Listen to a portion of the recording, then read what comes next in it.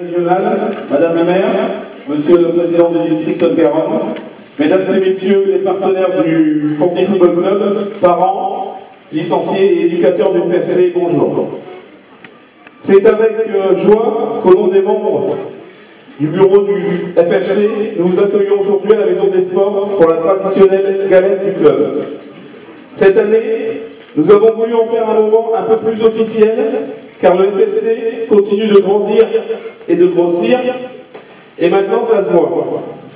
Tout d'abord, avant de développer un peu plus, je vous souhaite à tous et à toutes mes meilleurs vœux pour cette année 2018.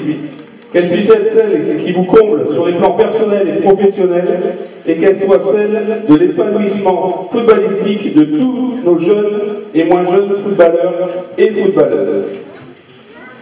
Le FFC, c'était 233 licenciés en 2011, dont 134 Fontenoyois. Nous sommes passés en 6 ans à 465 licenciés, dont 271 Fontenoyois, donc environ 60% de Fontenoyois dans le club. En 2011, c'était 3 ou 4 éducateurs formés. 6 ans après, ce sont 23 éducateurs qui ont été formés par les membres de la commission technique du district Haute-Garonne.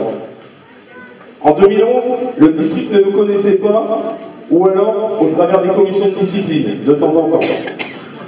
6 ans après, nous avons obtenu le label Jeune Espoir de la Fédération française de football et le label École de foot catégorie or pour le foot féminin, distinction que seul le Toulouse Football Club, le TFC, pour ceux qui ne connaissent pas, a obtenu en Haute-Garonne.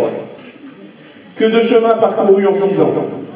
Les différents bureaux qui se sont succédés, ainsi que tous les éducateurs, ont œuvré durement pour faire progresser le club, tout en gardant sa marque conviviale qui nous distingue et qui fait que les gens s'y sentent bien.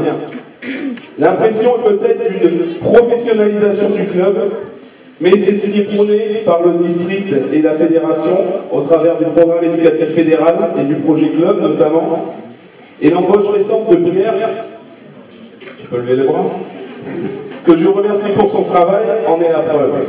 Mais l'aspect convivial du club reste présent et c'est le principal pour nous. Aujourd'hui, le club est connu et reconnu. C'est ce qui nous a permis de recueillir la confiance de personnes qui n'ont pas hésité à croire en nous et à nous aider. Ainsi, je remercie Monique Iborra, députée de Haute-Garonne, qui nous a accordé une subvention de la réserve parlementaire pour pouvoir acheter des équipements pour les entraînements. Marie-Claude Leclerc, qui s'est excusée, conseillère départementale du canton de Plaisance-du-Touche, qui œuvre pour que nous puissions avoir chaque année une subvention pour les nombreux projets que nous mettons en œuvre.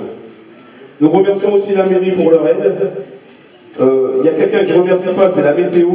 C'est parce que, à cause de cette météo, chaque année, il y a plus d'un mois pendant lequel nous ne pouvons pas pratiquer notre sport. Et en ce moment, c'en est la preuve. De nombreux partenaires nous font aussi confiance et viennent nous voir. Je les remercie chaleureusement. Ainsi, la galette de ce jour est offerte par notre partenaire Club Capital Conseil, qui organise aussi une petite tombola à laquelle vous pouvez tous participer aujourd'hui si vous le désirez. Il y a des formulaires à renseigner. La reconnaissance, c'est aussi la reconnaissance des hommes et femmes qui ont fait que ce club évolue vite et bien. Aujourd'hui, Jean-Claude Poil, président du district Haute-Garonne, en plus de la remise des labels, va remettre la médaille de bronze de la jeunesse, des sports et de l'engagement associatif à 2 personnes. Bernard Corsan, qui va nous rejoindre. Ah oui, il est là. Il est à la cuisine, c'est son poste.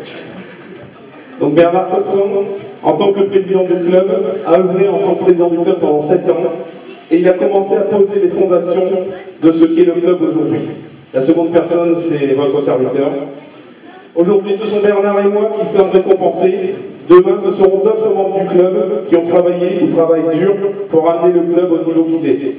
Je pense notamment à Patrick Ricoire, l'ancien président, qui a été à l'origine du football féminin en FFC. Et je pense à tous ceux qui vont travailler pour continuer à faire avancer le club, notamment sur le foot à 11 et pour l'équipe Fagnon. Trêve de bavardage, je vais me taire pour que la remise de ces labels et de ces médailles ait lieu, afin que les enfants puissent partir au plus vite dans la chasse aux fèves. Encore une fois, meilleurs vœux pour 2018 et merci à tous de votre confiance.